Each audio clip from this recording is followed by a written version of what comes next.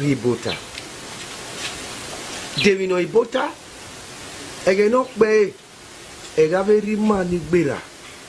aga iwe mi ya fone no keke na obede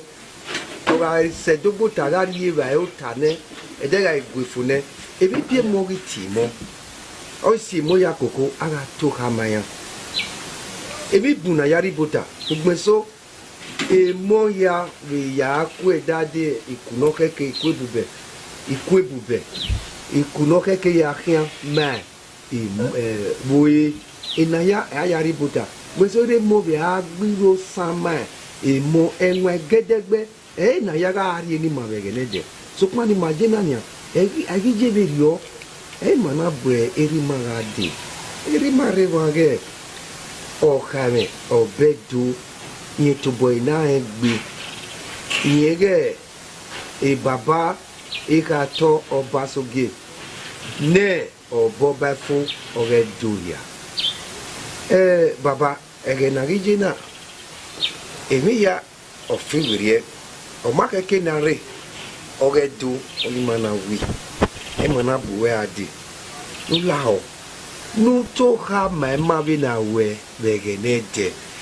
ni mo be ya me nwa egerere mo bi je mo na to ka ma mo enwe no kwa mo ya ga me o wa su mo ni bun ya be bu na pataki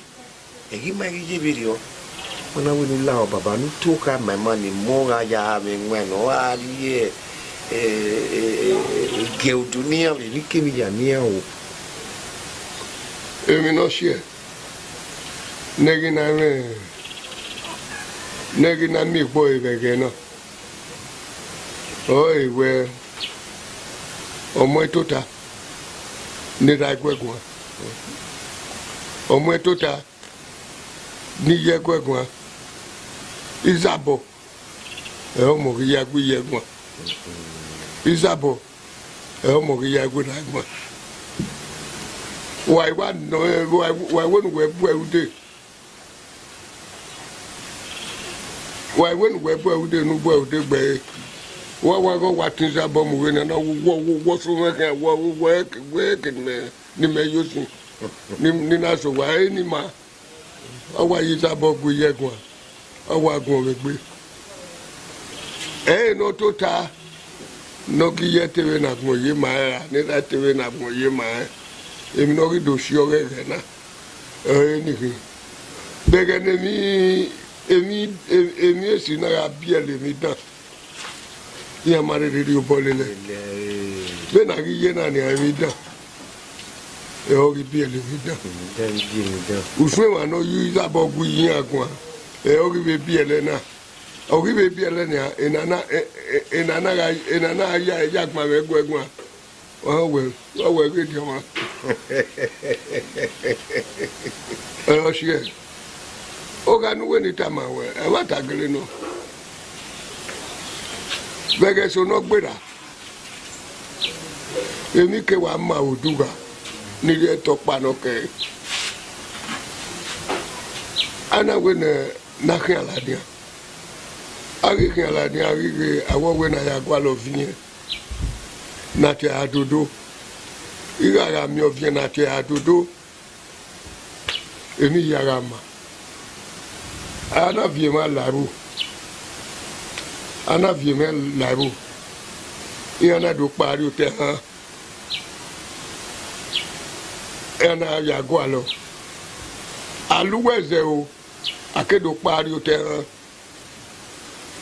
ana do mi ovie na te adodo ana dana di ade adudori wagele wa segwa yana wa amose yana wa arien ana wa ri adudu ana wa ya iwe no wa omada adudu egwa na awe ama mi adudu ne ami oba owo ka wo pade egwa o ma mi adudu ona we kan go ba me no kan ta to to so pa dudu ya ka ona si oku e ara to e yo ma na wi ye kan abuto de na we na o ma da la to e yi me Ovienate ya deri. Na do ke mamie o begwa. Tu yi ne no mada uni. Ube ewe omada. No bu be baba. No. So ko mada ne. No do amuja iba ire kobo. Adudu na gele awawe. What's the pe? Abe gawe na we na ma. Yi oviena ya demure. Amari mi ene. Ariwe bi oke ni madoka. Bagaru. Adudu isetoba. Na wa ya tani. De dokpa na re yunugo. Ona tamadu dona la wo we arekiana danyo adudu na wi woye kege ni gele ade adudu mari danyo yari na ya bo emnaru na dodo ku ba ya na we na ka mo mada ya ni ka be dewe na mu no mada Madaya to tani aya hu ya di anyoyo aya na we awa so de awa ni obo ba to pe owe ya na we ya ho ni a ni ma wa mi na wa kaka bo ye ma na dodo wa yare na dodo wa yare yari wa we bo ma o ni ma cho madaya so ko na wi hun no ma egwa adudu wa ọmọ na kuyo eya na ya de anyo ya na dewe ya na riebe ya na gbimi ebu ya na do hu ya ri hu fo nefe ya na do asanyo adudu ojo we omada ayi sanyo amune ona ya niru oya niru no na muke ona mune no diake ona we mi o abega me na we rio benu we niru nani uwu yunu ka ukemuna wa de no na we o ona we de yunu ka yo yi ya na we ya itamoba iga dodo makwe na we adodo ise ona woma ona we ni ana ona munoni adodo wa o ma pe ni eya re ka re bupu ni ona so agbadodo o ma wa pe omo na we na ti adodo eni ai wa se wa ne wa ti adodo na we na ka ma re ti eru iye ti eru omo na we adodo mi ede ti eru adodo mo ama we no ru ona we gie ona we ni aku efu ame we gwana ana adodo fu ame gwa adodo na do sun alele uri ga me ni adogo ye inya ai wa so ri aso wa ya inya ya se na gie mi o pa be wo wi na ri onuri ye na ge uri gbe mi obo adodo wi na pa wa ni do na zi wa so ona we o sa dodo me no bi ni ibo me o osogun ame ga dodo isika wi o adodo ebera dodo mariga ya le ku agega lo mi se unu agboye ona si wa ni kan o awe so ge isogba kwe asogo no na iba si wa ni kan na si wa kan na be do lawe ga no gbe o be so ge so awe kuwe so ya na ga kwa yo kwa de adodo na ri so pa kan pi apa adodo na ri pa kan pi apa ona ri la ha ona fe ko akia adodo ri de udi opa wa re o wa ro tegbo ale wa gba lo upale pale na gele wa gba udi ni ona wa gba so du ona wa ro yo se ko edenu dini zo ederi opa ele ni wa lele wa ya so iso ona wa gba ri fi oto adodo iwado se wa ni ona we ma gavie ado moto dini re ona do gbole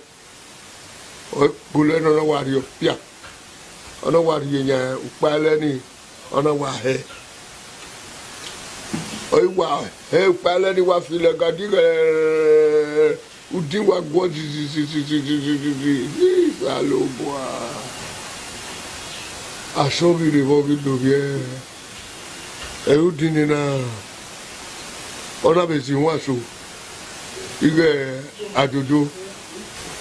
udi ni ri o we ọmọ sì wọn náà tó máa nọ wá sí wọn náà bẹ ní àná lọ́sẹ̀ tí fìyẹn wúbọ̀ nìyẹn yé náà wà bí ẹ̀kẹ́dẹ́ rẹ̀ á dé adodo náà wíyẹn náà ọ̀nà wẹ̀ wá òwe má adodo náà wẹ̀ akúyẹ̀ fún abẹ bẹ́gbẹ́ amárigi yẹn là wá ọ̀nà wẹ̀ lóòdà ìhà ẹ̀ àná bí yẹn máa yọ̀ dẹ̀ nìyẹn. Ni eri lakia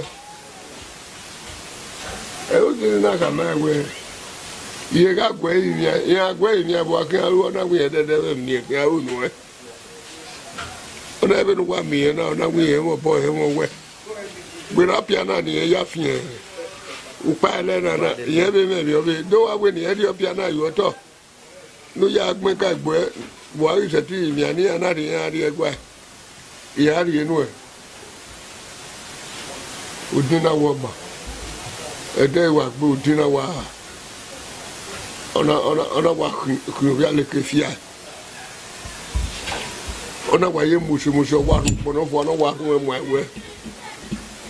ọ̀nà wa zù kẹ́kọ̀ọ́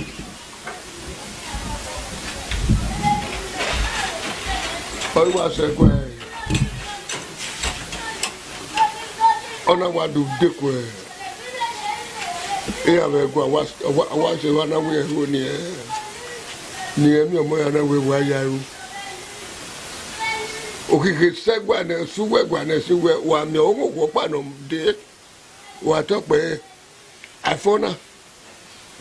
eri na na kan wa ye oi wa se wa so bo gege omo na we ga ri ọ̀nà wẹ̀ kúrẹ́ ọmọ o kúrẹ́ ọmọ gani kí o ìyẹn ò dínà o kúrẹ́ ọmọ ugadi udin gadi ọgbà o kúrẹ́ ọmọ ọ̀nà wẹ̀ yẹn àkàmà rẹ̀ ọ̀nà tàmí mọ̀mọ́ ọ̀nà wẹ̀ ìyẹn àyàn. Nu yawe mi wa duge yo ase ezi ni bieka ya meto yo ozuwa ni bieka ya tweto yo akataba ni bieka ya tenye yo we na ya polura we yo figbon na ya levi yo me no taya webo orize ta ọmọ na we ma no we gurigbe adere ma do ta yen se yo udina we eri mi ya eri o kana gele iwe mi ko ona we gbe dati e Curamo, curamo, Ganikyo, Yodino, curamo, Ugadi, Udigadio Wow, curamo, Magidi, Bodago Mau, curamo, Udina where Niadio Wawe, Niagadio Wawe, Udina Wafi, Bugri. Ọ̀nà wa ṣòdo wa ọ̀nà wa làjà òró péré wa ṣe ọgbẹ́lẹ́sẹ̀ ọgọ́lẹ̀gá ní ọ̀nà wa ru ìwòhùn gbẹgbẹgbẹ pẹ́ òun náà wà mú gbígbígbígbígbígbí wọ́nàkí èmi ìyànà ìwà ló dẹ́rí ẹ gbégbé. Que mon came, que nous a fait. On a vu, on a vu,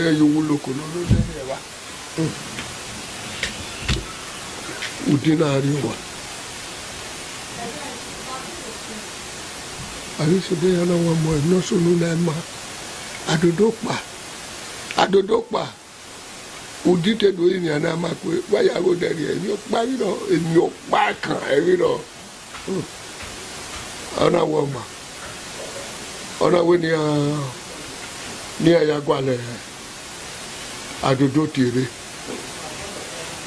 Igele na vaboku ha. Udi wa so wana wa adodo na we ya le yokun de wa. Ona we agwa lori fa. Ona we adodo na gele ya le yokun de wa. O ya ti ba ma ke do la ha, ma e do adodo bo iye adodo ọ̀nà wẹ̀ fún ẹ ẹ má wẹ̀ yé kẹ́dẹ́rì adé ọ̀nà wẹ̀ yẹ ẹ kí ẹ yóò kí ẹ ní ẹbí tó fẹ́ kó ọmọ ká wí ẹ̀rí ẹ̀sùn tí wọ́n pa anadori adodo anadori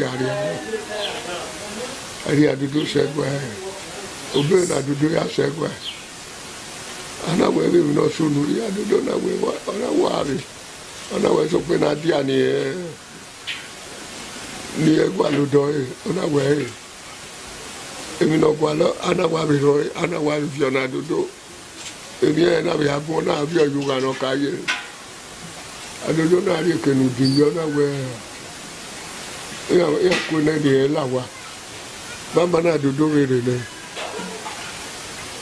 udina wa ke wa fi ewu o pe o na wa bi mu ìwọ wà tó bọ́ iná bá mi gbé wẹ́ lọ́nà ẹ̀dùn mú yẹn ọ wà mí mú náà wà mí dé èmi ìyànà wà fi ọ gbégbé ọ̀nà wà má mi yá ìkìnnà yé ọ̀nà wẹ́ má tà lọ ọ̀nà àdébà orí tó bá ìdènà mọ́ ìlò àdúgbò ìṣẹ́gbà náà. O wọ ebi sotọ ariwe mu n'ebe na mu n'obi ọmọ ọmọ fún adodo na kpa na bùdí ọ náà wíyẹn bẹ ní ẹkẹ arónú ẹ sọpọ àbí wù ẹ náà wà á pòkòtò náà bí ọ ní ẹbẹ yàgò ra ikú ẹ náà adodo na ùdí náà wíná fi ọ náà fi ọ náà dé ọ sọpọ náà fi ọ yóò wá ẹdẹ àwọn agbọ wà kú ẹ náà ọ wà rí ibà ẹ. Eba ina mugi adodo neteri oso makpafo edu sugbe makpafo adodo ika go sugbe mi se ma si ye o ma gi an ewe o me bi ka ni kokowo wa aya gi na se wa ni edo pa gi mo na wi e kan lo ga le ode o wa re orí dúró wá dodo ibi ẹ̀ka dọ̀dọ̀ yé gbi adodo akókó wẹ̀ nábì àmẹ́ manu koko dodo náà bàgọ́ náà wà tọ́pẹ́ ùdí nínú ọlọ́sẹ̀ nìyẹn kpọ́dọ̀ ìbí ẹ̀yẹ nàkín ẹ̀yẹ mami ẹ̀sẹ̀ rí ìhùn náà ẹ̀yẹ náà tó fi ọ̀rá mú bá ní ẹ̀yẹ mú ní àmì náà kọ́ ẹ̀yẹ rí ọmọ náà do fi hàn lájọ ìyá wa tẹbútẹbú ọ̀nà wo náà dodo fi hàn ní ẹ̀wọ̀n.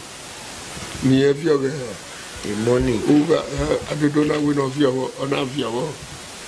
eyin na ya gba ori o bo ni e fio eni eyin ma ti o bo ni owo mi la o bo no ba fio eni